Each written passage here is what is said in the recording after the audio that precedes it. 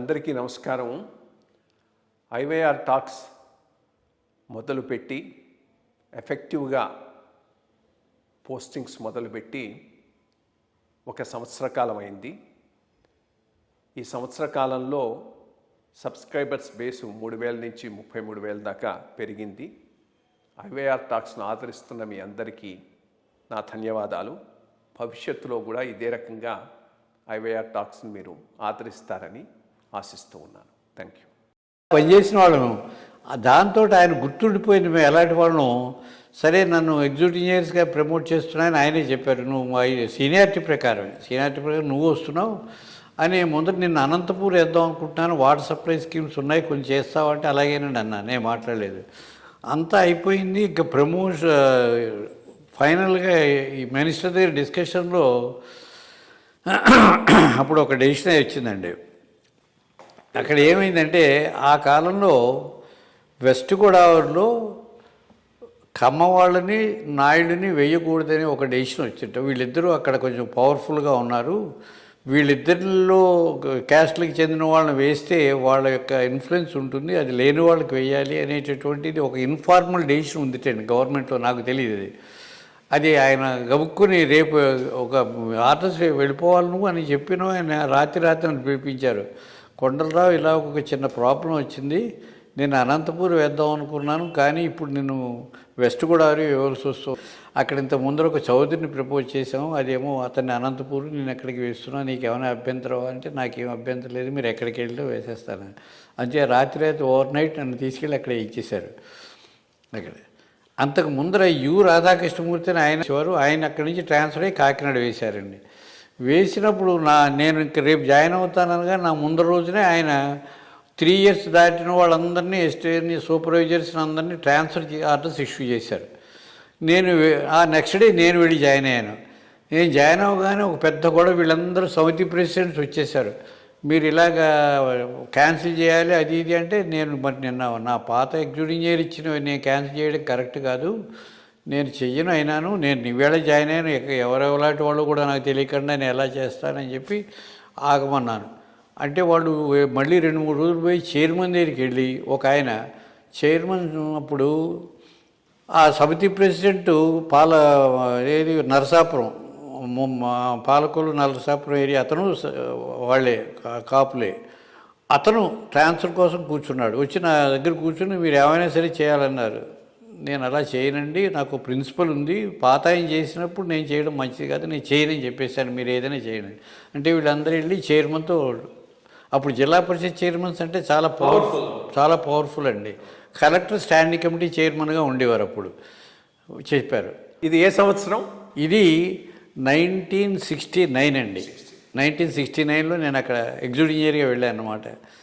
ఆయన నన్ను పిలిపించాడు మేడంకి. పిలిపించి అడిగారు, ఏమండి ఏమిటి మీ అభిప్రాయం, ఇలా చాలా సమితి ప్రెసిడెంట్స్ అందరూ వచ్చి ట్రాన్స్ఫర్ గురించి అడుగుతున్నారంటే నేను ఒకటే చెప్పాను, అడ్మినిస్ట్రేషన్లో నాకు వేరే వాళ్ళు ఇంటర్ఫియర్ అవ్వడం ఇష్టం ఉండదండి, వర్క్స్ అంటారా అది మీ స్టాండింగ్ కమిటీలు అప్రూవ్ చేస్తాయి కాబట్టి చేయవలసిన బాధ్యత నాది, అక్కడ నా ఏం లేదు, రూల్ ప్రకారం వర్క్ చేస్తాను, బట్ అడ్మినిస్ట్రేషన్లో నాకు ఎవరు ఇంటర్ఫియర్ అవ్వడం ఇష్టం ఉండదు, అంచేత నేను ట్రాన్స్ఫర్స్ విషయంలో మాత్రం ఎవరు నాకు చెప్పినా నేను వినండి, నేను ఆలోచించేస్తానని చెప్పేసి సరే మీరు వెళ్ళిపోండి అన్నాడు. పిలిచారు.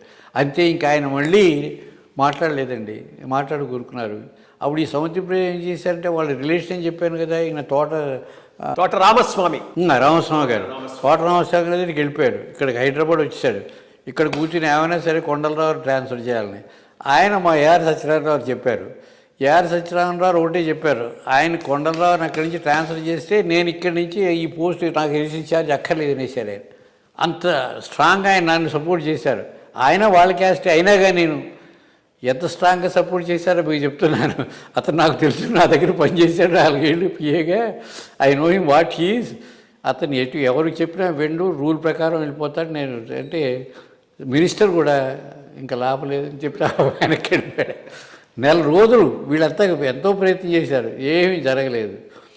ఈ రకంగా చాలామంది అంటే నా కింద పనిచేసే సూపర్వైజర్లు కూడా నేను అన్నీ రూల్స్ చాలా స్ట్రిక్ట్గా పెట్టేశాను.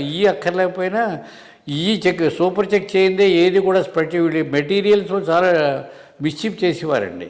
అంటే ఏమిటి 100 మాకు రూల్ ప్రకారం ఒక యూనిట్ అంటే 100 CFT పెట్టాలని ఉండేది. 80 పెట్టి 100 కింద రికార్డ్ చేసేవారు, చెక్ మేనేజ్మెంట్ రాసేసేవారు, వచ్చేసి నాకు తెలిసింది ఇది. నేనే వీళ్ళు అన్నీ కట్ చేసేసాను. ఇలా చేసేస్తుంటే అందరూ గొడవ పెట్టేవారు. కొన్నాళ్ళకి సుబ్రహ్మణ్యం గారిని, అప్పుడు కేఆర్ సుబ్రహ్మణ్యం మాకు కలెక్టర్గా ఉండేవాడు, ఆయన నోటీస్కి వెళ్ళింది. ఆయన చెప్పాడు, కొండలరావు మీకు ఎవరు ఏం చెప్పినా వినక్కర్లేదు, నేను ఉన్నానని చెప్పేసాడు కేఆర్ సుబ్రహ్మణ్యం. పాపం చాలా స్ట్రాంగ్గా. ఇంకంతే, ఇంకెవరు నన్ను నా జోలికి రాలేదు. ఆయన కూడా చాలా సపోర్ట్ చేసేసాడు నిజంగా నన్ను. తర్వాత మినిస్టర్ వస్తుంటే ఆయనతో కూడా ముందర ఏంటంటే కూడా ఎక్కడికి వెళ్తే వాళ్ళతో కూడా వెళ్ళడం అలవాటు. నేను అన్నీ మానేశాను. నాకు అలా కూడా వెళ్ళడం అలవాటు కుదరదు. ఎందుకంటే మీరు వెళ్ళినప్పుడల్లా అక్కడ పొలిటికల్ మీటింగ్స్ ఇస్తున్నారు, నాకు పొలిటికల్ మీటింగ్స్ ఉన్న చోట మాకు ఉండకూడదని ఉంది అడ్మినిస్ట్రేటర్స్ వచ్చేది, నేను రానని చెప్పేశాను. సరే, రామస్వామి గారు ఏం మాట్లాడలేదు. కానీ వాళ్ళ పిఎస్లు అందరూ వాళ్ళకి ఎక్కించారు, ఇలా రావటం లేదండి అది ఇది అని. అడిగితే ఒకసారి కొండలరావు ఏంటి మీరు ఏంటి చెప్పాను ఆయనతోటి. నేను కలెక్టర్కి చెప్పాను, ఆయన ఇలా అడిగారండి నన్ను. అంటే నేను చెప్తాను, ఆయన కలెక్టరు నేను ఉండగానే వచ్చేసి ఆయన నేనే వద్దని చెప్పానండి, రాకూడదు, మీరు కావాలంటే లోకల్ వాళ్ళు ఏదైనా పని ఉంటే ఆయన పిలవండి, ఈయన డిస్ట్రిక్ట్ లెవెల్లో వారికి డిస్కషన్స్కి మీరు వచ్చినప్పుడు ఇక్కడికి వస్తారంటే చెప్పేసాడు.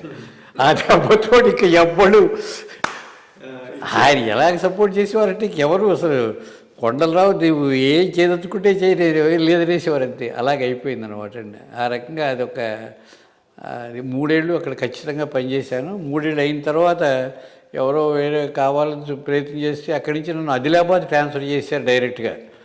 అందరూ ఏమనుకున్నారంటే ఏలూరు నుంచి ఈయన ఆదిలాబాద్ ఎక్కడికి వెళ్తాడు, ఆదిలాబాద్ అప్పుడు ఆ కాలంలో ఎవరు వెళ్ళేవారు కాదు, ఉండేది కాదు.